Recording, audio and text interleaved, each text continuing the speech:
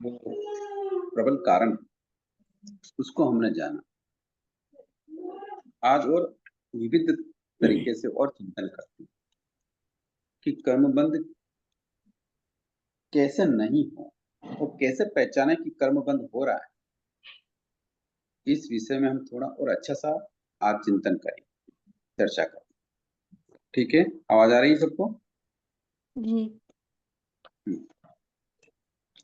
ये सबको पता है कि कोई व्यक्ति केवल अपने रोग को ही जान ले या रोग के कारणों को न जाने तो उस व्यक्ति का रोग दिनों दिन बढ़ता रहता है। ये सबको पता है। इसी प्रकार कोई व्यक्ति अपने दुख का ही रोना रोता रहे, पर दुख किन कारणों से उत्पन्न होता है इस बात को न जाने और न ही जानने का प्रयत्न करे, वह कभी भी दुख को दूर करने के बदले उसे बढ़ाता ही रहेगा। ठीक है ना? समझ में आई बात की? हम्म। किसी चिकित्सक के पास कोई रोगी आए, उस समय यदि वह चिकित्सक रोगी के कहने के मात्र से ही रोग का निश्चय कर ले और उसकी चिकित्सा प्रारंभ कर दे, तो वह उस रोगी के रोगों को मिटाने में सफल हो सके, इसमें संदेह हो सकता है। समझ में आई बात ये? कि जैसे मान लो कोई रोगी व्यक्ति डॉक्टर के पास गया और डॉक्टर को बताया मुझे ये तकलीफ है, ये तकलीफ है, ये तकलीफ है, ये दुख है, ये रोग है। उसके कहने मात्र से डॉक्टर दवाई लिख के दे दे, वो रोगी ठीक हो जाएगा? नहीं होगा। नहीं होगा। समझते हैं सब बात? इसलिए कुशल जो चिकित्सक होता है, रोग का निदान करने से पहले उस रोग के कारणों का पता लगाता है कि भाई रोग क्यों हुआ, ये क्या खा रहा है, क्या पी रहा है, क्या कर रहा है, क्या टेंशन है, सब चीजें पता लगाता है कि नहीं लगाता? पूछता है कि नहीं पूछता है डॉक्टर? आजकल पूछता तो है। और भी जांचें करने लग गई, यहाँ तक कि खून की, ब्लड की, मूत्र की, और सबकी जांचें जांचें कर करके फिर वो डॉक्टर क्या बताता है? इलाज करता है ना? तभी वह उस हाँ रोग सर। की सफल चिकित्सा करने करके रोगी को स्वस्थ कर सकता है। कई बार जो अनाड़ी वैद्य शारीरिक रोग के मानसिक कारणों का पता लगाए बिना ही दवाइयां बदल बदल कर देता है, परंतु रोग मिटने के बदले दिनों दिन बढ़ता रहता है। जो कुशल चिकित्सक नहीं होते, वो केवल रिपोर्ट पर ही ध्यान देते हैं, किंतु जो कुशल चिकित्सक होते हैं, वो उस रोगी के दैनंदिनी जो दिनचर्या है उसका भी पता लगाता है। वो कब उठता है, कब खाता है, क्या खाता है, क्या करता है, उसका बिजनेस क्या है, वो शराब आदि का सेवन तो नहीं कर रहा है, ऐसा भी पता लगाता है अगर वो कुशल चिकित्सक है तो। अन्यथा तो वो रिपोर्ट आ गई, दवाई लिख दी और जाओ, फिर रोग नहीं मिटा फिर जाओ, फिर रिपोर्ट निकली फिर दवाई चेंज कर दी फिर जाओ। तो कुशल चिकित्सक जो होता है वो रोगी के अन्य कारण भी उसको पूछता है। समझ में आ रही बात? हाँ सर। इसलिए जो कुशल कुशल चिकित्सक रोग के बाहर और आंतरिक कारणों का पहले पता लगाता है, तभी वह जान पाता है कि यह रोग क्या है, इस रोग की सही चिकित्सा क्या है, आरोग्य प्राप्ति का हेतु क्या है और आरोग्य प्राप्ति की स्थिति क्या और कैसी होती है। इस प्रकार सारी स्थिति वो डॉक्टर क्या करता है? जानकारी करता है।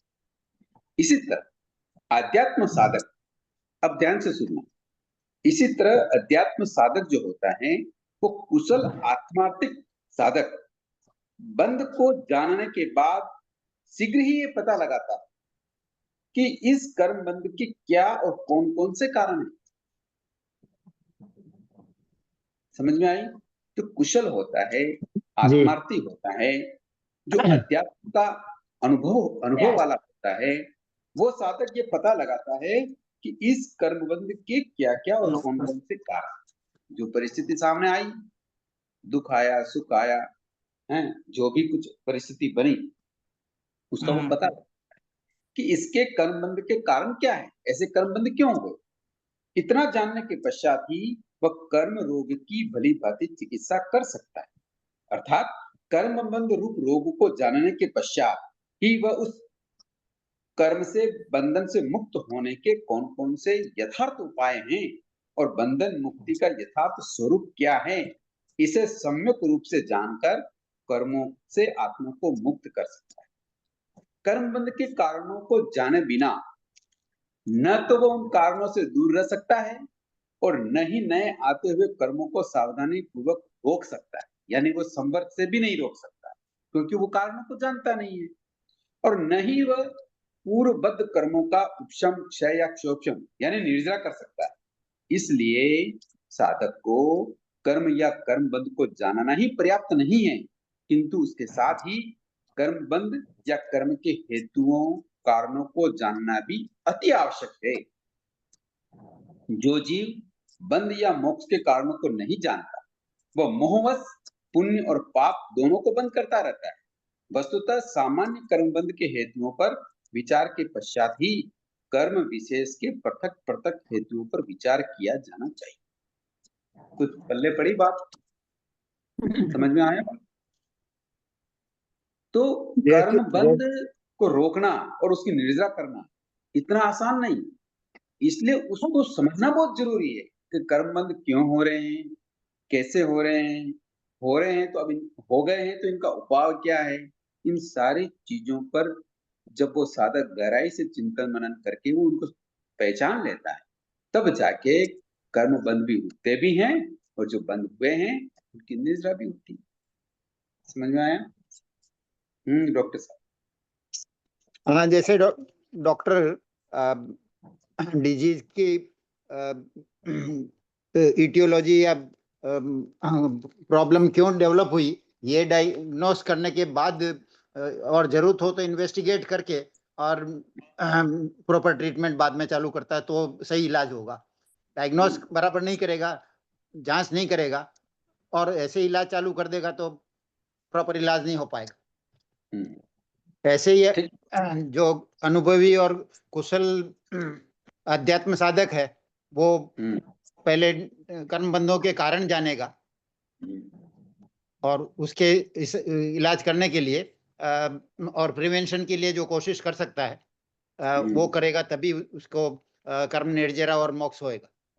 बिल्कुल, तो समझेगा तभी जाने करेगा ना। अगर समझ ही नहीं रहा है और वो कर रहा है तो उससे कोई फायदा नहीं होगा। वो वैसा चिकित्सक होगा कि जैसे कि उसको अगर ये दवाई से फायदा नहीं हो रहा है तो दूसरी दवाई लिख दो, दूसरी दवाई से फायदा नहीं हो रहा है तो तीसरी दवाई लिख दो, किंतु रोग का निदान नहीं हो रहा है। नहीं हो जी, होने का कारण नहीं होने का कारण है कि वो उस बात को समझा नहीं। बराबर निदान बराबर नहीं होगा तो इलाज ही बराबर नहीं होगा। हाँ, रोग के मूल को समझा नहीं कि रोग की उत्पत्ति का कारण क्या है, तो फिर वो डॉक्टर क्या है, अकुशल है, कुशल चिकित्सक नहीं है वो।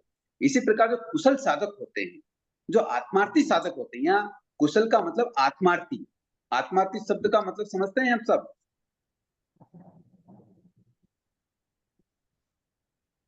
सुमित्रा जी बताओ। आत्मा को जानने वाले, को जानने वाले, आत्मा को जानने वाले, आत्मार्थी अपनी आत्मा को जानना बस। और कोई बताइए। अच्छे यहाँ स्वाध्यायी हैं, बताइए आत्मार्थी किसे कहते हैं? आत्मा का भला चाहने वाला है। किसके आत्मा का? अपनी स्वयं की आत्मा का। यानी आत्मा को कर्मबंध से मुक्त कैसे रखा जाए, इस ओर प्रयास करने वाला, उसको बोलते हैं आत्मार्थी। अगर प्रयास नहीं करते हैं, केवल जानने मात्र से यहाँ कोई काम नहीं बन रहा है, वो आत्मार्थी नहीं कहलाता। ऐसा प्रयास करना कि कर्मबंध न हो, उसे बोलते हैं आत्मार्थी। ठीक है, तो ऐसा आत्मार्थी साधक, एक व्हाट्सएप पे कोई मैसेज आ रहा है, उनको लिंक की प्रॉब्लम है शायद, देखिए जरा।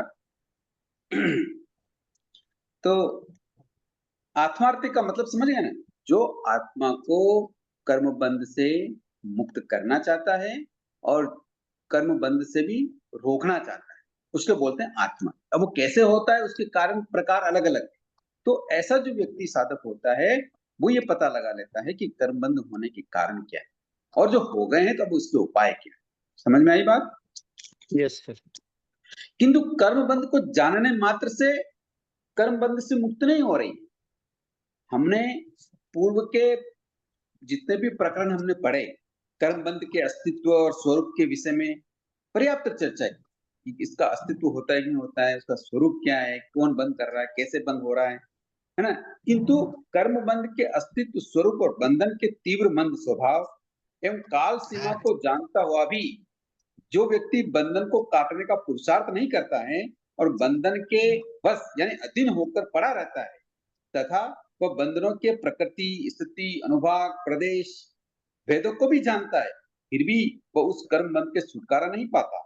उससे छुटकारा वह तभी पा सकता है जब वह आत्मा बंध के कारणभूत राग आदि को दूर करके शुद्ध होता है। इसी प्रकार जो व्यक्ति बाहर के बंधन से बद्ध है, यदि वह उन बंधनों को का ही विचार करे तो वह उस उक्त बंधन से मुक्त नहीं हो पाता। वैसे ही कर्म बंध से बद्ध व्यक्ति भी केवल कर्म बंध का विचार करता रहे, वह भी कर्म बंध से मुक्त नहीं हो पाता। जैसे बंधन से बंध व्यक्ति उस बंधन को काट कर ही मुक्त हो सकता है, वैसे ही कर्म बंध से बंधा हुआ व्यक्ति भी अपनी प्रज्ञा रूपी चेनी से बंध को काटकर यानी आत्मा और बंध के कारणों पर विचार करके उन्हें पृथक करके ही उस कर्म बंध से मुक्त हो सकता है। निष्कर्ष या सारांश यह है कि कर्म बंध के कारणों को अपनी प्रज्ञा से जानकर ही व्यक्ति कर्म बंध को काटने का प्रयास करता है या वो समर्थ हो सकता है। बात समझ में आई? ये टॉपिक समझ में आया? जी हाँ। केवल जान लेने मात्र से भी कुछ नहीं हो रहा है। जब तक हम प्रयास नहीं करेंगे, कोई व्यक्ति जैसे रस्सी से बंधा है और उसको पता है मैं रस्सी से बंधा हूं, मैं जा नहीं सकता, आ नहीं सकता, मेरे कई कार्य रुक गए हैं, तो इतने जानने मात्र से वो बंधन से मुक्त हो जाएगा क्या? नहीं होगा। बंधन खुलना पड़ेगा। कैसे खुलता है, किसको बुलाना है, क्या करना है, वो सारे कार्य उसको करने पड़ेंगे, तभी वो बंधन से खुलता है। देखो, बाहर की क्रियाओं को देखकर भी अगर हम आंतरिक मनोवृत्ति को न समझें तो फिर इससे बड़ा तो और क्या हो सकता है। तो जब तक हम ये बात को समझ न लें कि वास्तव में रोग क्या है और रोग क्यों हुआ और इसका निदान क्या है, तब तक हम कर्मबंध से मुक्त नहीं हो सकते।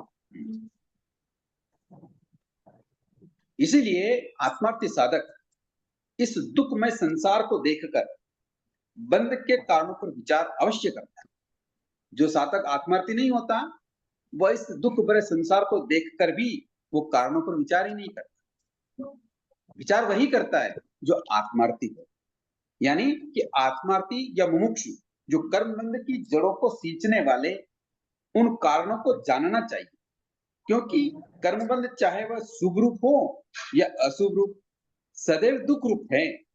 समझ में आई ये भाषा, ये लाइन समझ में आई आगमकारों की कि कर्मबंध चाहे शुभ रूप हो या अशुभ रूप, सदैव दुखमय है, क्योंकि जन्म, जरा और मरण और रोग आदि संसार को भगवान महावीर ने सदैव दुख रूप ही बताया। इस कारण इस दुख रूप संसार से मुक्त होने के लिए कर्म में संसार के कारणों को जानना बहुत आवश्यक है। इसको थोड़ा सा क्लियर करेंगे? हाँ, क्लियर भाई कर साहब। हाँ, कि कर्म बंध के कारण क्या है? राग और द्वेष। परंतु कर्म बंध के कारणों पर विभिन्न दृष्टियों से अगर हम चिंतन मनन करेंगे, तभी हम उसका पता लगा सकते हैं कि कर्म बंध के कारण क्या है। यानी जो दुखमय संसार हमें दिखाई दे रहा है, उस दुखमय संसार में चाहे शुभ कर्म बंद हो रहे हैं या दुख कर्म बंद हो रहे हैं, वो दुख का ही कारण है। क्यों? कि भगवान ने संसार के क्या कष्ट बताए? जन्म, जरा, मृत्यु, रोग आदि ये बताया कि नहीं बताया? तो शुभ कर्मों का भी बंद होगा तो भी जन्म, जरा, मृत्यु, रोग आदि तो होंगे, और अशुभ कर्मों का बंद होगा तो भी होंगे। भगवान कह रहे हैं कि किसी भी तरह के कर्म बंद हो रहा है तो वो दुख रूप ही होता है। समझ में आया? हमें जो साधना करनी है वो जन्म मरण से मुक्त होने के लिए करनी, कि मैं वापस बार बार जन्म मरण न करूं। समझ में आई बात? इसीलिए वो तो ठीक है भाई साहब, लेकिन शुभ रूप जो कर्म बंध है वो दुख का कारण कैसे है? थोड़ा सा प्रैक्टिकल बताइए ना। देखिए कि जैसे मान लो कोई पुण्य कर्म उपार्जित कर लिया है ना, तो पुण्य कर उपार्जित कर लिया तो उसको भोगने के लिए उसी वैसी व्यवस्थाओं में जाना पड़ेगा कि नहीं जाना पड़ेगा? हाँ, जाना पड़ेगा। जाना पड़ेगा। तो जाना पड़ेगा तो वो इंद्रिय सुख को भोगेगा मतलब और पुण्य इंद्रिय कर्म सुख को से बहुत सारा पैसा आ गया सपोज, हाँ, ऐसे ही पैसा समझ आ सकते गया, हैं ना? दौलत आ गया, अच्छे घर हाँ, बार, लाड़ी वाड़ी गाड़ी सब आ गई। जी। अब इससे क्या होगा ये बताओ? इंद्रियों का सुख भोगेगा और कर्म बंधन होंगे अब। वापस से कर्म बंद करेगा उसका सुख भोगते हुए। तो ये दुख रूप हुआ कि नहीं हुआ?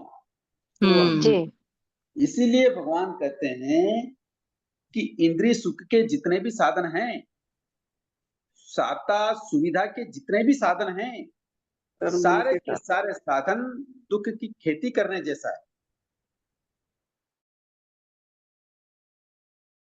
ऐसा नहीं है। अगर हम्म ज्ञान का अभाव है तो, सम्यक ज्ञान का अभाव है तो द वो सुख का उपभोग करेगा कैसे? प्रमाद के कारण, अवृत्ति के कारण, है ना, कषाय के हुँ, कारण। तो ये तो हुँ, कर्मबंध के ही कारण है ना। तो यहाँ जी, दुख की खेती करने का जैसा मतलब होता है कि एक बीज अगर खेत में डालते हैं तो प्रतिफल में हुँ, कितना मिलता है? अनेक असंख्यात मिलेगा। हाँ, एक बोरी गेहूं अगर फील्ड में डाला तो कितनी बोरी आ जाती है? 5-50 बोरी आ जाती है घर में। जरूर हो हुँ, गया। तो इस तरीके से कर्मबंध होते हैं, उनका परिणाम ऐसे आता है। अब उसमें कितना लंबा समय लगेगा, ये नहीं कितना पता। अनुभाग होगा और इतने हुँ, लंबे समय में वापस आत्मा कैसे स्वभाव में रह करके उस कर्मों को भोगेगी और नहीं भोगेगी हुँ, तो फिर नए-नए कर्म बंद होंगे। जी, कितना लंबा संसार होगा। इसलिए भगवान कह रहे हैं ये जन्म, जरा, मृत्यु और रोग ये दुःख का ही कारण है। इसलिए चाहे कर्म शुभ बन रहे हैं या अशुभ, ये तो दुःख का ही कारण है। किंतु जी भाई। जो साधक साधना करके, श्रुत और चारित्र धर्म की आराधना करके कर्म की निर्जरा के लिए ये काम करता है, तो चाहे भले वो शुभ रूप में कर्मबंध हो जाए, तो भी उसको कहाँ पहुँचाएगा? वो शुभ या पुण्यवानी, यूँ कहते हैं जो शुभ कर्म बनने के तो पुण्यवानी बढ़ती है, जी, तो वो शुभ कर्म उसको जिनवानी श्रवण तक पहुँचा देती है।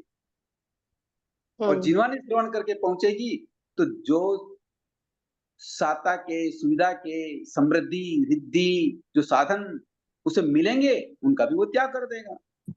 या तो वो श्रावक व्रत ग्रहण करेगा या मुनि व्रत ग्रहण कर लेगा। समझ में आई बात?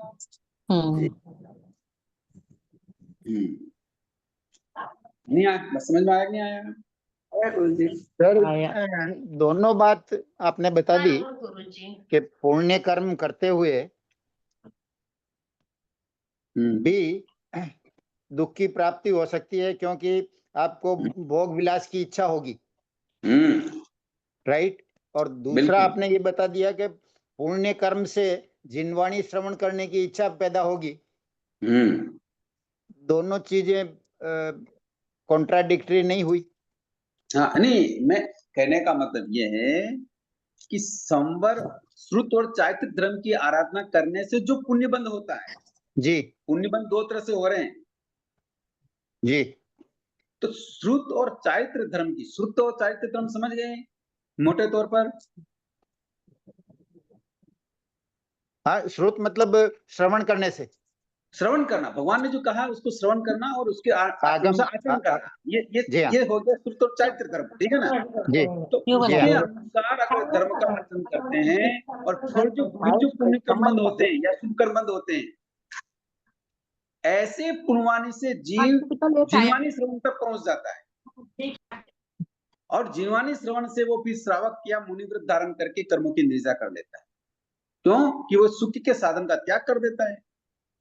जी किंतु संसार में पुण्य बंध के और भी कई कारण हैं, किंतु जी ऐसे पुण्य कर्म बंध के कारण से तो संसार परिभ्रमण भी बढ़ सकता है, क्योंकि वो इंद्रिय और सुख साता के साधनों का उपयोग करेगा, 6 काय जीवों की हिंसा करेगा, तो क्या होगा? तो पुण्य बंध किस तरीके से करना?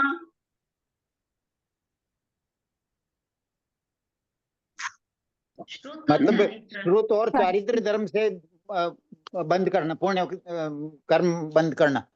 हाँ, आगम के प्रश्न उठा के देखिए, जी ऐसी आराधना करके ही साधकों ने उच्च कुल में जन्म लिए हैं। चित्त और संबुद्ध का उदाहरण हमारे सामने है। आगम के पृष्ठ दोनों भाई थे। संबुद्ध मुनि ने तो नियान कर लिया, सनत कुमार चक्रवर्ती की पत्नी को देखकर, श्रीदेवी को निदान करके वो तो फंस गया, नरक में चला गया।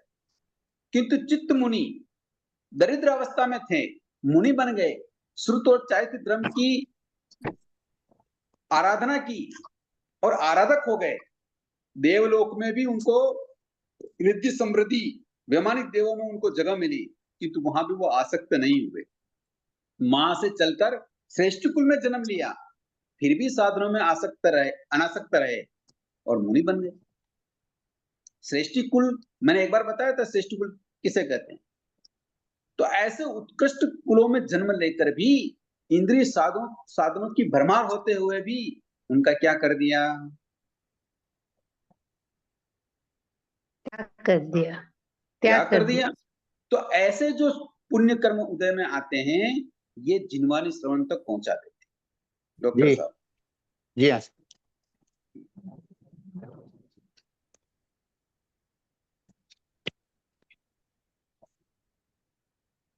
कर्म बंध के कारण क्या हो सकते हैं? रुचि जी, समझ में आ गया? जी भाई साहब, क्लियर हो गया। कर्म बंध के कारण क्या हो सकते हैं? अब इसके ऊपर हम चर्चा करें कि कर्म राग बंध, द्वेष कसाय। हाँ, और भी कारण है। ये राग द्वेष जी के कारण तो होते ही है। ये जी राग द्वेष क्यों होता है, इसके भी कारण है। तो जी कर्म बंध के कारण क्या हो सकते हैं, इस पर हम थोड़ी चर्चा करें जी हाँ कि शुभ या अशुभ कोई भी कर्म बंध हो, उसके पीछे कोई जी ना कोई कारण अवश्य होता है। जी कई बार मनुष्य मिथ्यात्व, अज्ञान, मूढ़ता से प्रेरित होकर शुभ अशुभ कर्म करता रहता है। कई बार मनुष्य शक्ति, बुद्धि, अनुकूल परिस्थिति होते हुए भी शास्त्रों और ग्रंथों के द्वारा हिंसा आदि के स्वरूप और उसके दुष्परिणाम को जानते हुए भी हिंसा आदि आश्रव और विषयों के प्रति राग द्वेष, इष्ट अनिष्ट के प्रति प्रीति अप्रीति से विरत नहीं होता, उसमें उलझा रहता है।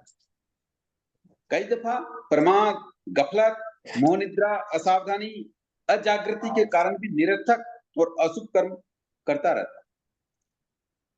कुछ लोग क्रोध, मान, माया और लोभ, इन 4 कषायों और भाष्य आदि 9 कषायों से प्रेरित होकर भी तीव्र रस पूर्वक कुकृत्य कर बैठते हैं।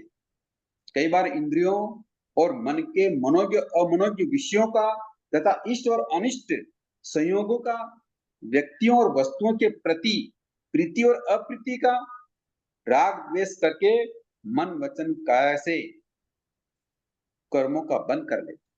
तो कर्म बंद करने के कई तरीके यहाँ हमारे समझ बात करी ग्रंथकारों ने।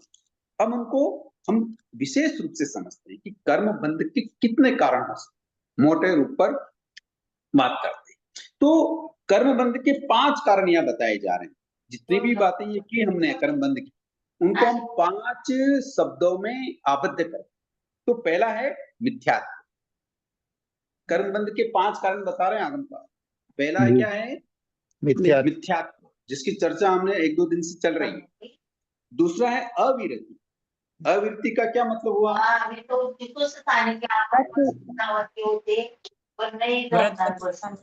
व्रत नहीं लेना, त्याग नहीं करना, आसक्ति का त्याग नहीं करना, अविरति। फिर है प्रमाद, कषाय। देखो ये आप लोग अपना फोन म्यूट कीजिए। मैं सबको म्यूट कर रही हूँ, लेकिन वापस अनम्यूट होते जा रहे हैं। आ जाओ ना शाम का। अनीता जी,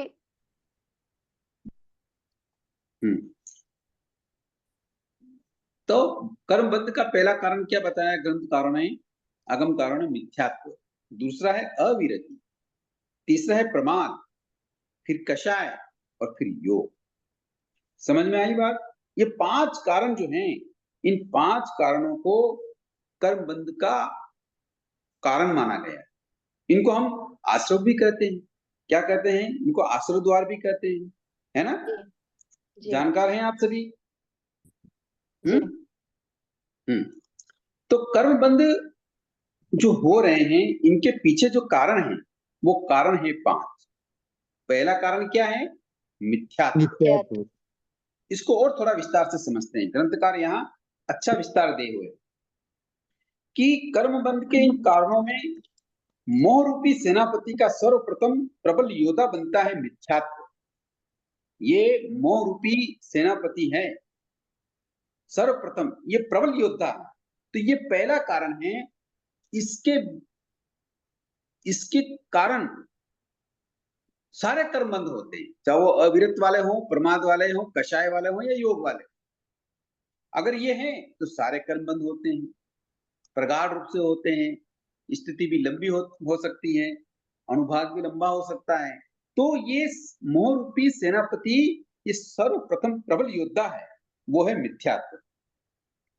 मिथ्यात्व के होने पर आत्मा का मुख्य गुण ज्ञान ढक जाता है, उसको समझ नहीं आता इन संसार में करूं तो क्या करूं, उसको कुछ भान ही नहीं रहता, क्योंकि मोह रूपी ये जो सेनापति है, ये आत्मा के ज्ञान गुण को क्या कर देता है?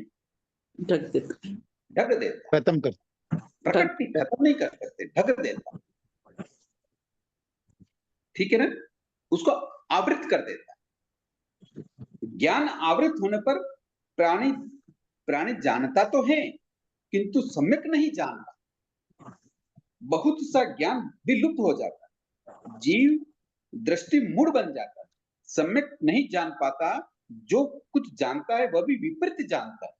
मिथ्यात्व के कारण वह दुखद विषयों को सुखद और अशाश्वत पदार्थों को शाश्वत मान कर चलता रहता है। सत्य के प्रति विपर्यास अथवा सत्य दर्शन के विपरीत जानना, मानना, श्रद्धा करना मिथ्यात्व है। यानी ये इतना प्रबल कारण है कि वो जानता है कि दुख आ गया, किंतु उसको ये पता नहीं रहता है कि अब मैं करूं तो करूं क्या। वो जो भी कार्य करता है जो दुख के कारण है, उसी में सुख मानने लगता है।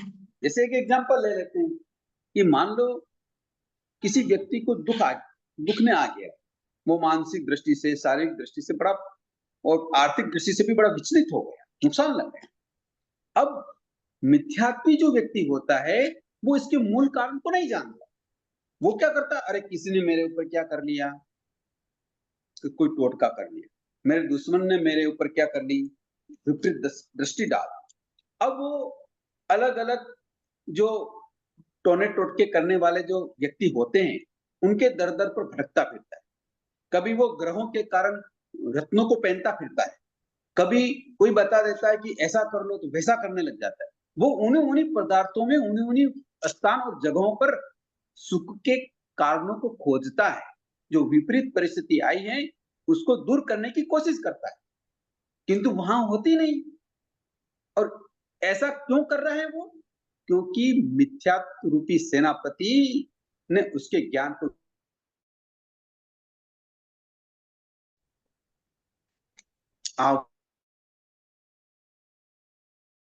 समझता ही नहीं, जान ही नहीं पाता। बात समझ में आई? हाँ, मतलब बिल्कुल विपरीत ज्ञान हो, उनका समझ बिल्कुल उल्टी है। समझ उल्टी है। उल्टी होने का कारण है तो क्या, क्यों सुरेश जी? कि मिथ्यात्व रूपी जो उसका सेनापति है, उसने उस जीव के ज्ञान गुण को ढक दिया है। जी सर। वो समझने नहीं दे रहा है कि वास्तव में ये परिस्थिति हुई क्यों। फिर इसलिए वो इधर उधर भटकता रहता है और उस भटकन में वो सुख ढूंढता है। समझ में आई बात? जी सर। मतलब ये राग द्वेष भी उस मिथ्यात्व के कारण ही, हम जनरली बोलते हैं राग द्वेष कारण होते हैं कर्म बंधन के, लेकिन अभी आप जैसे बोले समझ में आ रहा है कि राग द्वेष का कारण ही मिथ्यात्व ही है। बिल्कुल समझ में आ गया। नहीं, राग द्वेष सभी के साथ होंगे। ये 5 कारण जो बताए कर्मबंध के, उन सभी के साथ राग द्वेष है, किंतु मिथ्यात्व जो है वो विपरीत ढूंढता है, इसलिए उसको प्रमुख और प्रधान सेनापति माना है कर्मबंध का। कर्मबंध के तो और भी कारण होंगे, अविरति भी है, प्रमाद भी है, कषाय भी है, अशुभ योग भी है, तो सभी कारण हैं, किंतु मिथ्यात्व को प्रथम और प्रबल कारण क्यों माना? क्योंकि ये विपरीत कार्य ढूंढता है, विपरीत परिस्थिति को क्या मानता है? सही मानता है, असत्य को सत्य मानता है, झूठ को सच मानता है और सत्य को झूठ मान लेता है। समझ में आई? मतलब जी। पूरा भ्रम ही भ्रम है उसमें। भ्रमित हो जाता है। मिथ्यात्व के तो भाई साहब मिथ्यात्व के कारण ही तो राग द्वेष होता है ना, समझ नहीं पाते हैं कि जो किया है वो हमारे ही कर्मों का किया है और केवल हम बेवजह मिथ्यात्व के राग कारण द्वेष नहीं हो ऐसा जरूरी नहीं। मान लो हम जी। सम्यक दृष्टि हैं, हम राग द्वेष नहीं करते क्या? करते करते हैं। तो फिर तो राग द्वेष के कारण तो अलग हो गए, ये तो कर्मबंध के कारण है ही, ये तो मूल जी। कारण बताया भगवान ने राग द्वेष। किंतु मिथ्यात्व ऐसा प्रबल कारण है कि जो ये समझने नहीं देता कि वास्तव में ये बात हुई क्यों, वो विपरीत सोचता है। सर संस्कृत में अगर संयुक्त में अगर राग द्वेष होता है तो मुझे लग रहा है उसमें इम्पैक्ट कम होगा, लेकिन अगर हाँ, मिथ्या बिल्कुल बिल्कुल सही सोच रहे हैं आप, सही सोच रहे हैं। जैसे मान लो बाल्टी पानी से भरी हुई है ना, और 5 बूंद उसमें काले कलर की डाल दी, तो पानी का रंग बदलेगा कि नहीं बदलेगा? बदल जाए। बदलेगा, ये बदलेगा। बिल्कुल फैक्ट है, ओके ना? हम्म, किंतु बाल्टी जो है उसमें केवल 1 गिलास पानी है और हमने पूरी बोतल उसमें काली से ही डाल दी, अब उसके रंग में फर्क पड़ा कि नहीं पड़ा? पड़ा। वो तो बहुत गाढ़ा हो 5 जाएगा। बूंद डाली, काली कलर डाला तो भी काला हो गया पानी, और 1 गिलास पानी होने पर भी हमने एक बोतल अगर उसमें काला कलर डाला तो भी काली हो गई, पर उस कलर में फर्क है कि नहीं है? हाँ, फर्क है। तो ये लाइट है।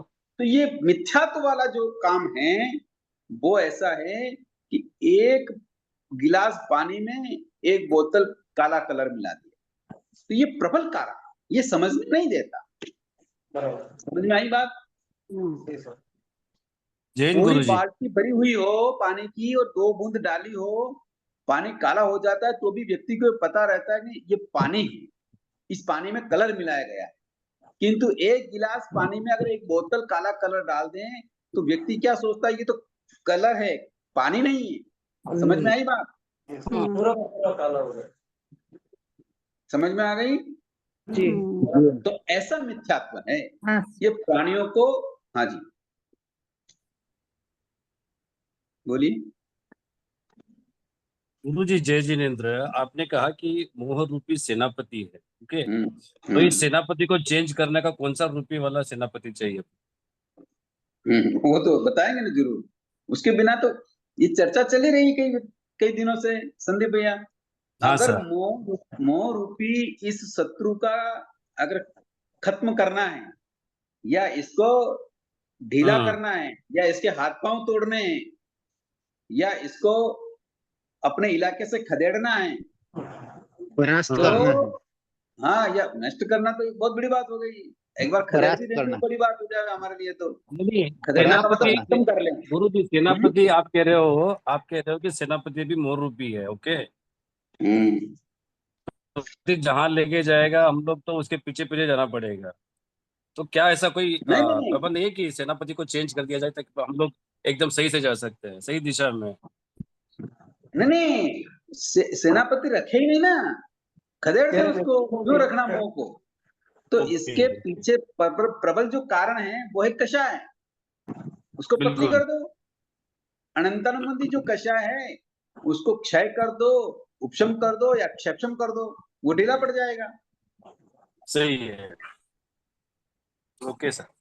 हम्म। तो कहने का मतलब ये है कि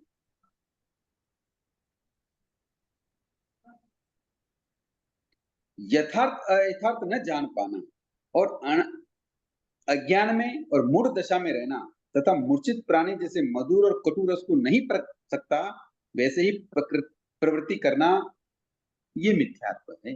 समझ में आया बात? ये पहला कारण बड़ा खतरनाक। समझ में आ गई? पहले मिथ्यात्व की चर्चा 2-3 दिन से कर रहे हैं, इसलिए इसको संक्षिप्त में यह बता दिया। पहला कारण है कर्म बंध का पहला कारण कौन सा है? मिथ्या मिथ्या। जब तक इसको नहीं सुधारेंगे तब तक हमारी साधना आराधना भी क्या नहीं हो सकती? सफल नहीं हो सकती। कर्म बंध और कर्म निर्जरा नहीं हो सकती।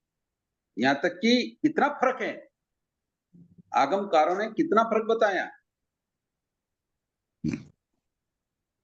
कि सम्यक दृष्टि आत्मा अगर शुद्ध और उत्कृष्ट श्रद्धा या गहरी समझ के पूर्वक, गहरी श्रद्धा से, गहरे दर्शन के साथ अगर एक नवकार से भी करता है कर्म निर्जा के हेतु के रूप में, तो वो करोड़ों भवों के कर्मों की निर्जा एक श्वास में कर डालता है। समझ में आई बात? करोड़ों को करोड़ों भवों की निर्जा कितने समय में? एक नौकर एक श्वास में। सांस में। समझ में आई? और जो अज्ञानी मिथ्यात्वी है वो करोड़ों भवों तक मास कमन जैसी उत्कृष्ट कष्ट रूपी साधना भी कर ले तो भी उसके कर्मों की निद्रा नहीं। समझ में आई बात? सर अभी साक्षात देख रहे हैं कुंभ के मेले में, अभी बता रहे हैं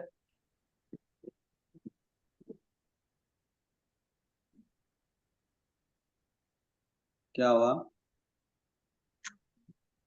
शेयर कर रहे हैं। हाँ जी,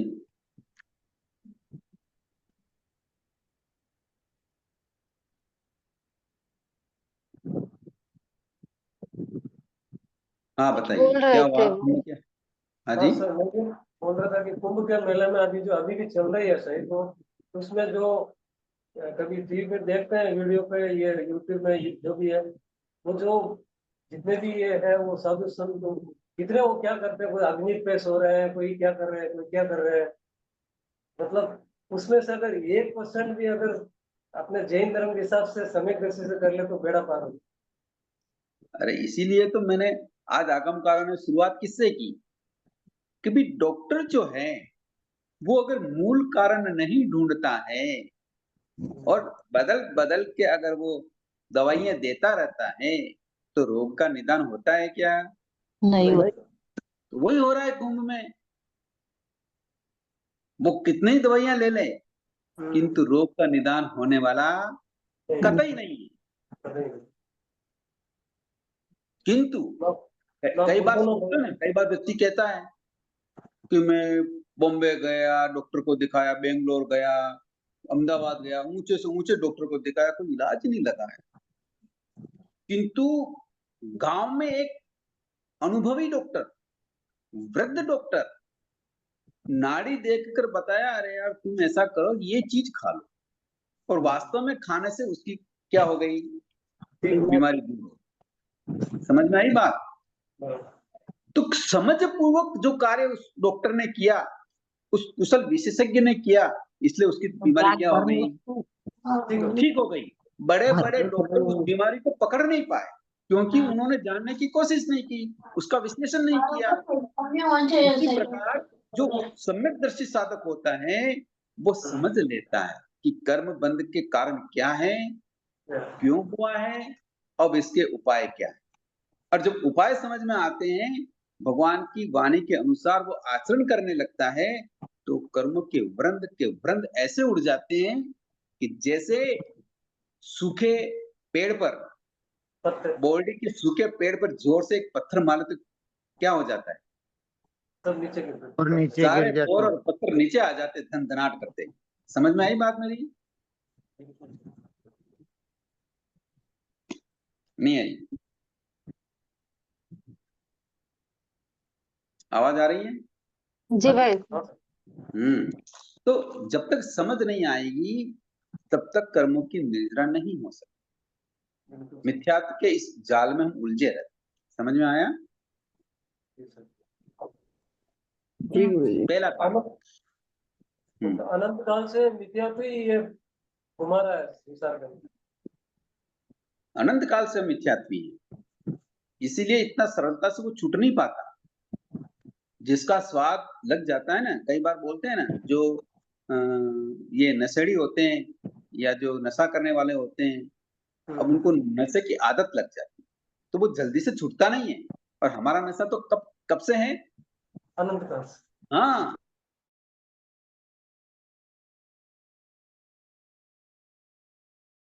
काल भी। नशेड़ी समझ, उसको पता लग जाता है अगर मैंने नहीं छोड़ा तो मेरी मृत्यु हो जाएगी।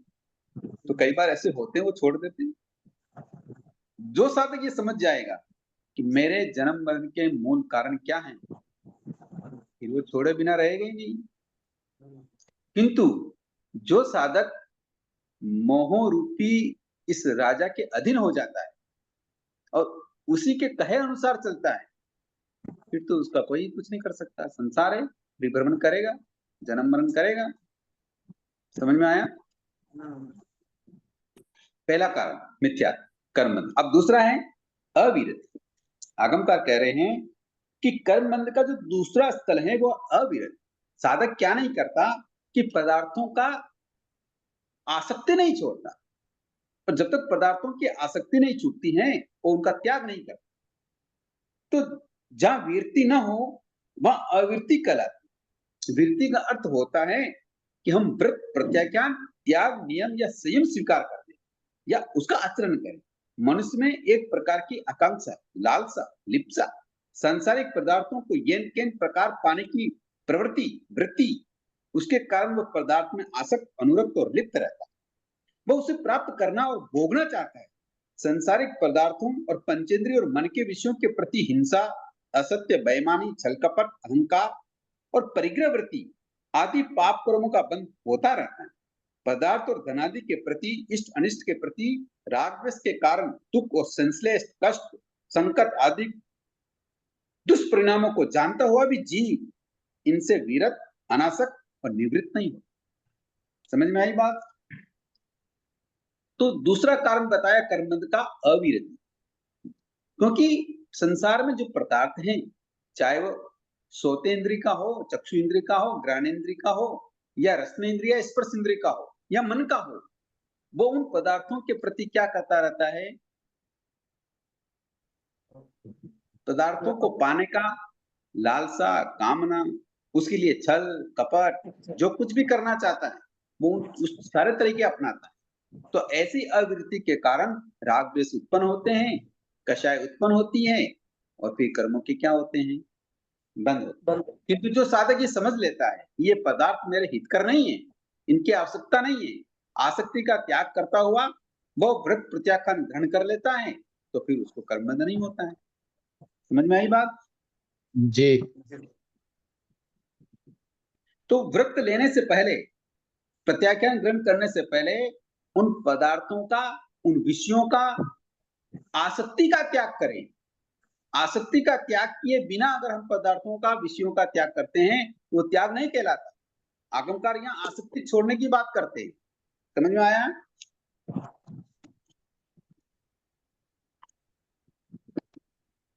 मतलब अगर कोई पक्षकाल लेते हैं तो सबसे पहले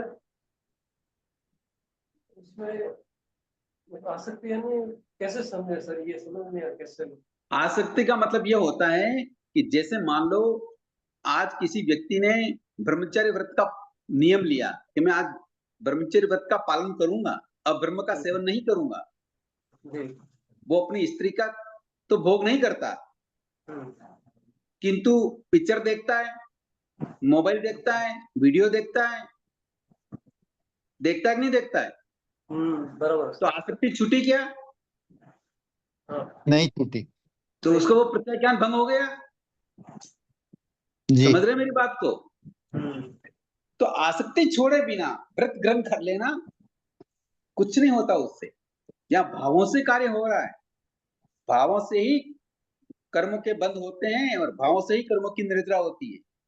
खड़े होके तो ले लिया प्रत्याख्यान, सबको भी लगा कि आज अब्रह्म का त्याग है, किंतु मोबाइल में क्या देख रहे हैं, टीवी पे क्या देख रहे हैं, और जो अगर हम परिषद में बैठे हैं तो किसको देख रहे हैं? समझ में आ रही मेरी भाषा? मतलब उस चीज के प्रति अभी तक मतलब वो एक इंटरेस्ट नहीं छूटा। हाँ, जब तक वो हृदय से आसक्ति का त्याग नहीं करता है तब तक प्रत्याख्यान सफल नहीं होता। आगे समझ में बात? हाँ जी। लगाव छूटना चाहिए। हाँ, इसलिए आंबिल करने वालों को भी मैं एक सावधानी बताता हूँ कि आंबिल ओली करते रहते हो, कितने पदार्थ खाते हो? भगवान ने आंबिल का कैसा स्वरूप बताया आगे उनके पृष्ठ पर?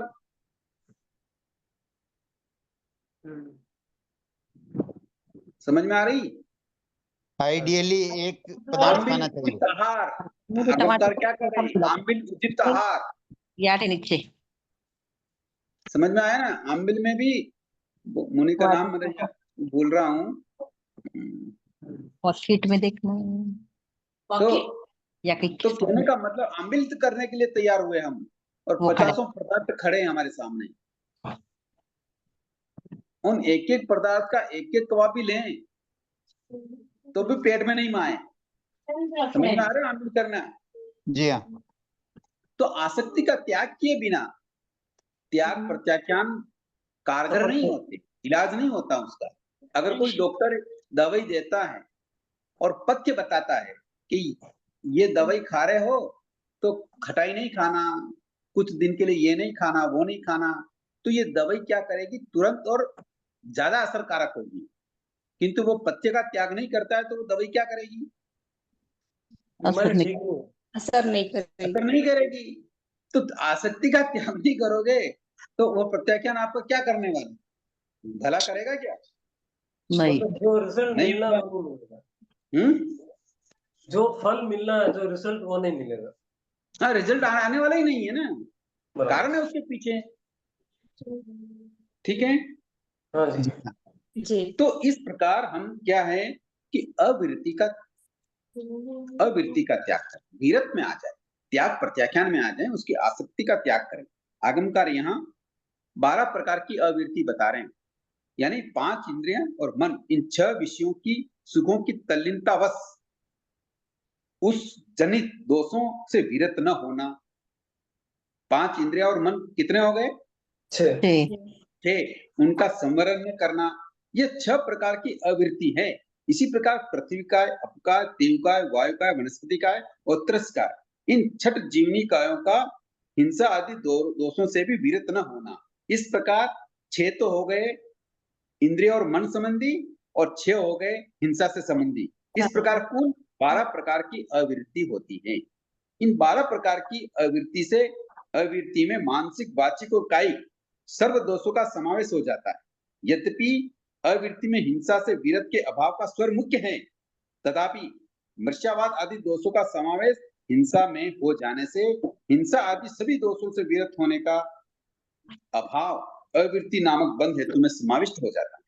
इन दोषों या अशुभ शुभ भावों से अविरति के कारण होने वाले अनिष्ट परिणामों को जानता हुआ भी वह उन्हें ममता मूर्छावत छोड़ नहीं सकता। जीने की लालसा और मृत्यु की भीति भी मन को इन दोषों से विरत नहीं होने देती।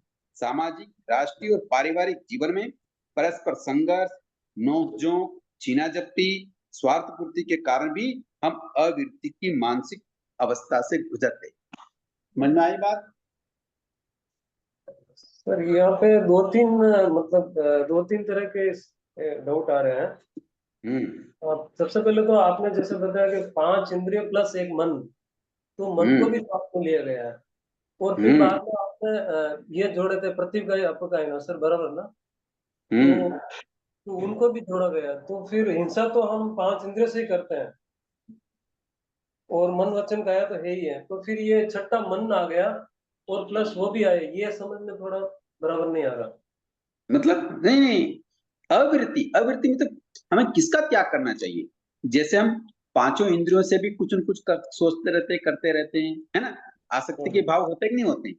अच्छा स्वर सुनना, अच्छा वस्तु देखना, हाँ, अच्छा खाना, अच्छा सुनना, अच्छा स्पर्श करना, ये तो इंद्रिया होगी। मन से भी चाहते कि नहीं चाहते? तो ये छठा हो गया। किंतु करते किसका है? पृथ्वी काय की हिंसा करेंगे, अपकाय की करेंगे, देवकाय, वायुकाय, वनस्पति या त्रस्काय की हिंसा करेंगे। करेंगे कि नहीं करेंगे? तो ये 12 प्रकार हो गए अविरति के। नहीं, फिर भी मन को लिया जाए तो हर एक इंद्रिय में मन का तो कनेक्शन रहता ही है। बिल्कुल रहता है, किंतु मन वाला नहीं हो तो फिर, जिसके मन नहीं हो तो क्या हो, फिर वो तो अच्छा है। अच्छा वो असंगी वाले आप समझ में आ गए। मान लो जिसके मन नहीं है, हम्म। फिर वो क्या करेंगे, केंद्रीय बेंद्रीय उनके पास होता है कि नहीं होता है? फिर भी वो हिंसा तो करेगा, वो तो अविरति है। सामर्थ्य है।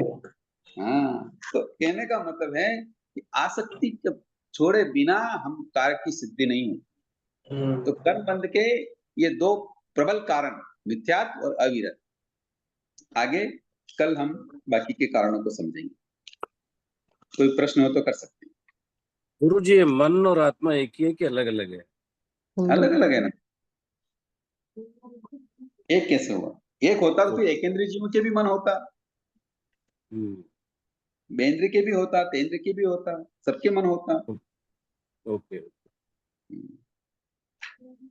मतलब जैसे आपने अभी बताया था कि असंगी की अपेक्षा से मन वो वहां पे नहीं है, मतलब यहाँ पे संगी मनुष्य की अपेक्षा से मन को लिया गया है, और वहाँ अगर वो असंगी है तो उनके मन ही नहीं है, लेकिन हिंसा तो वो कर ही रहे हैं। बिल्कुल कर रहे हैं। तो भाव मुझे मत ऐसा तो लग रहा, हाँ सर, बहुत बार ऐसा लग रहा कि कितना मतलब सूक्ष्मता से ये जैन धर्म है, जो तीर्थंकर भगवंतों ने जो ये मतलब अपने हमारे केवल हमारे हमारे हमने हमें जो मार्ग दिखाने वाले हैं वो सर्वज्ञ हैं, सर्वज्ञ है, सर्वदर्शी हैं, कितना त्रिकालिक सूक्ष्मता, ज्ञान वाले हैं। कितनी सूक्ष्मता बारीकी से हर चीज को यहाँ पे बताया गया है। तो बताने वाले कौन हैं? सर्वज्ञ है। तो फिर अब जब सर्वज्ञों ने ये बात बताई तो फिर श्रद्धा क्यों नहीं बन रही है? सर एक एक एक बात सुनी थी मैंने कि 1000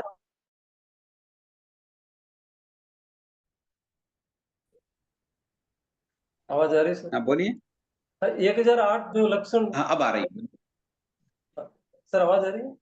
हाँ आ रही है। सर 1008 जो लक्षण बोलते हैं ना, मतलब ऐसे 1008 लक्षण, तो ये वो किसी ने मतलब ये बोला कि भाई 1008 बार अगर हम तीर्थंकर भगवंतों केवल ज्ञानी को अगर 1008 बार अविराम वंदन करते हैं, ये तो बहुत मुश्किल है शायद, 1008 बार अगर अविराम वंदन करते तो भी उनके उपकारों को हम नहीं चुका सकते। तीर्थंकर या केवलियों के 1008 गुण नहीं है, ये तो छद्मस्तों के हैं, आचार्यों और गुरुओं के हैं। तीर्थंकरों अच्छा, के तो अनंत गुण हैं। अनंत गुण नहीं हुई, 1008 लक्षण कुछ गलत है एक 1008 जो गुण, लक्षण नहीं गुण, ये गुण जो बताए हैं ये आचार्यों और गुरुओं के बताए हैं, इसलिए तो आचार्य गुरुओं के आगे हम 1008 लगाते हैं। अच्छा, तीर्थंकरों के केवलियों के आगे नहीं। ये 36 गुण है ना सर, आचार्य कहते हैं गुण तो 36 होते हैं, सब मिला किंतु के। अपेक्षा से 1008 गुण वाले भी होते हैं। ये अपेक्षा कैसे है वो अभी कभी अवसर होगा तो मैं बताऊंगा। जैसे 5 हाँ, गुणों का पालन करते हैं, 6 का जो रक्षा करते हैं तो उनको गुणा करते हैं। फिर ओके वो ओके। 5 समिति 3 गुप्ती का भी पालन करते हैं, फिर उससे गुणा करते हैं। अच्छा, फिर इस वो तरह से 1008 बनते हैं। ऐसे ऐसे करते हुए 1008 आ जाते हैं। मन वचन काया योग से गुणा करने से फिर वापस और बढ़ जाते हैं ऐसे। नहीं सर, वो सॉरी सर, वो थोड़ी गलती हो गई, लेकिन उन्होंने ये बोला कि भी अगर उनको 1008 बार भी वंदना करते हैं, अगर मतलब बीच में ब्रेक दिया बिना, ऐसा होना बहुत मुश्किल है। एक दिन में कितनी बार कितनी वंदना कर सकते, कम से कम आचार्य आचार्य श्री जवाहराचार्य जो थे वो पर डे 2000 वंदना करते थे। कितनी? 2000। पूरा दिन उसी में, लगभग पूरा दिन उसी में अगर निकल जाना चाहिए। अरे पूरे दिन थोड़ी रात को कर लेते थे। अरे सर 15 मिनट में 108 वंदना हो जाती है आराम से भाई साहब। लेकिन अपन पहले पद में बोलते हैं ना, 1008 लक्षण के धरणहार 34 सतीशे 35 वाणी के गुणों से युक्त है। शायद ये भाई साहब उसी की बात कर रहे हैं, 1008 लक्षण। वो विषय वो अलग है। मैं अगर 1008 जो अभी जो लगा रहे हैं ना, तो तीर्थंकरों का आगे 1008 नहीं लगाते। उनका तो गुण कैसे कितना है, अनंत उनके ज्ञान तो अनंत दर्शन वाले हैं। लक्षण लक्षण 12। अनंत ज्ञान और अनंत दर्शन, अव्यवाद सुख। तो वहां अगर 1008 लगाएंगे तो आबद्ध कर लेंगे ना गुणों को। नहीं, गुण की बात नहीं सर, लक्षण कुछ वो ऐसा कुछ लक्षण। लक्षण जैसे आचार्य की भी लगाते हैं ना 1008। हाँ तो आचार्य, हाँ वो लक्षण हो सकते हैं, वो ठीक है, 1008 लक्षण होते हैं। लक्षण हाँ मतलब वो मेरा कहने का तात्पर्य ये था कि इतना उपकार है कि अगर हम कंटिन्यूसली 1008 बार वंदना करें तो भी उपकार नहीं चुका सकते हैं। ऐसा एक अपेक्षा से उन्होंने बोला था, अब ठीक है, उपकार तो हम कभी चुका ही नहीं सकते उनका तो। ठीक है सर, धन्यवाद सर। गुरुजी, मन का मतलब क्या हमारी थॉट प्रोसेस से है? मन भी स्वतंत्र द्रव्य है, जैसे श्रोतेंद्रिय, चक्षुन्द्रिय, घ्राणेन्द्रिय इंद्रिय है, वैसे भी मन स्वतंत्र द्रव्य है। नहीं समझा सर। थॉट, सोच, हाँ वही थॉट प्रोसेस, वही सोच हाँ। जी हाँ। अलग, हाँ जैसे इंद्रियां है वैसे मन होता है।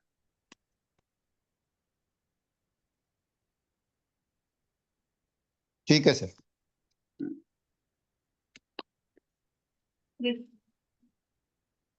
बोलिए। आपके पहले की क्लासेस की रिकॉर्डिंग मिल सकती है? मैंने आज ही क्लास ज्वाइन किया है। कहाँ से हैं आप? तिरुपति से। जो ये चीज संभाल रहे हैं वो आपको इसी ग्रुप में मिल जाएगा आपको। ग्रुप में अच्छा। आएगी ना सर, आपको सारी क्लासेस की रिकॉर्डिंग आज एक बार वापस से डाल देंगे भाई साहब। एक्चुअली आज ये सब प्रज्ञा जागरण से इधर पधारे हैं, अच्छा। तो जैसे जब स्टार्ट हुआ ना पहले से सभी क्लासेस की डालेंगे आप रिकॉर्डिंग? हाँ सारी क्लासेस की रिकॉर्डिंग आपको मिल जाएगी।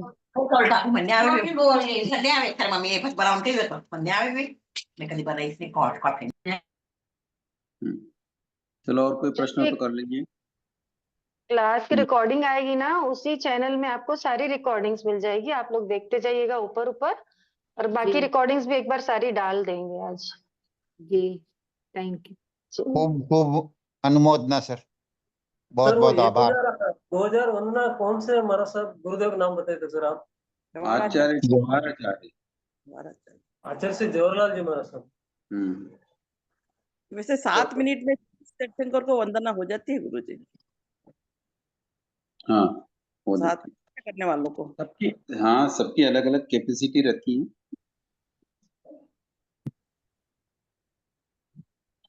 बहुत धन्यवाद सर। गुरुजी, हम्म जैसे योग मन वचन काया का मतलब है ना गुरुजी, तो कषाय को क्या बोलेंगे वर्ड्स में?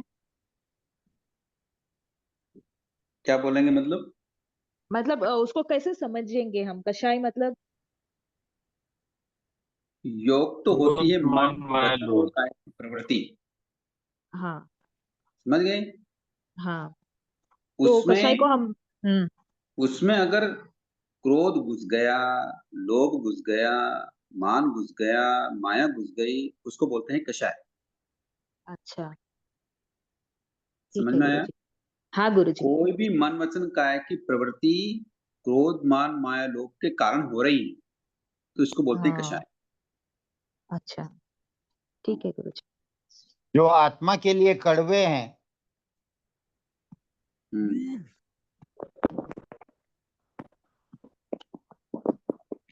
ओके, और है प्रश्न? फटाफट कर लो, 2-5 मिनट।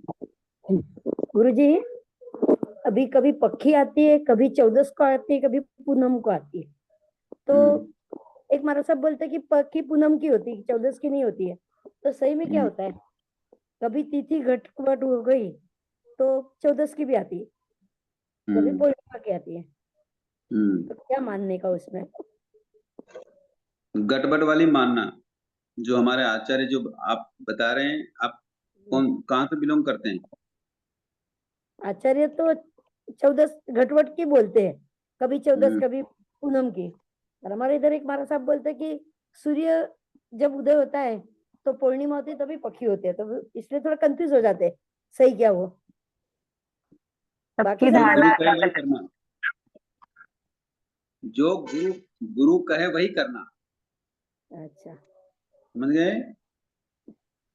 वो तो साधु बरोबर है। संत कहें, एकल बिहारी हो या और कोई भी दूसरे साधु संत कहें, वो नहीं करना। जो गुरु क्या कहते हैं वो करना। तो गुरु तो वही बोलते हैं, और कभी उनके पास भी सीखने को जाते ना तो बोलते हाँ तो सीखने को पूर्णिमा। जाना, वो बोल दिया सुन लो, करना वही जो गुरु कहे, हाँ, वो तो वही होता है, बस तो ठीक है कंफ्यूज ना? हो जाते हैं। कंफ्यूज क्यों? फिर वापस वही बात हो गई। नहीं अभी आप पर इतने क्लियर हैं कि करते तो वही है जो गुरु कह रहा है, फिर कंफ्यूज क्यों होना? तो अपना सही होता तो वो ऐसे बता देना, इसलिए ऐसा होता है अरे फिर कि वापस सही क्या है ऐसा। मेरे को तो वही है कि 14 यही मानती हूँ, कभी 14 कभी पूर्णिमा की, गुरु का ही क्या मानती हूँ। और कोई मार सब अरे ऐसा पर फिर बोलते तो कंफ्यूजन क्या हुआ ये तो बताओ। जब मानना बरोबर है, गुरु कहे वही मानना है, आपकी धारणा भी परफेक्ट है, अब कोई क्या बोल रहा है आप लोग की क्या लेना देना? बरोबर बरोबर गुरु जी, हम्म, जो सही है वो सुन लेना। हाँ सुन मन लो। मन के दुनिया में समाधान। और भी बातें सुनते हो कि नहीं सुनते हो? टीवी पे हाँ, न्यूज सुनते हो कि नहीं सुनते? सीरियल सुनते सीरियल हो, देखते हो कि नहीं देखते हो? कभी देखते भी है, कम ही देखते हैं। हाँ, तो उनकी बातें सब मानते हैं क्या? नहीं नहीं, पर देखते तो है ना। सीरियल तो देखते ही। ठीक है, समझ गई बात। हाँ तारा चलो जी ठीक है। पूर्णिया कहाँ से हैं आप? पुणे से, तारा पूना। पूनमिया। अच्छा अच्छा, बहुत गुरु जी बढ़िया। मेरे को किताब भी नहीं आई अभी तक। आंसर दो। आपने क्या आपने एड्रेस भेजा था क्या किताब के लिए? भेजा था ना, एड्रेस भी भेजा था। सबसे तारा पहली पूनमिया बार में ही भेज दे। वापस भेजू? ठीक है, मैं चेक करती हूँ एक बार ना। हाँ हाँ ओके सर। हाँ, धन्यवाद। बहुत बहुत धन्यवाद, बहुत बहुत आभार। जय जिनेन्द्र, सबका बहुत आभार बहुत आभार। बहुत बहुत धन्यवाद सर, आभार भाई आपका साहब। बहुत बहुत आभार। जय Jinendra thank you sir. Sir. पहली से ही जय जिनेन्द्र, बहुत बहुत धन्यवाद। जय जिनेन्द्र गुरु जी। जय जिनेन्द्र। जय जिनेन्द्र।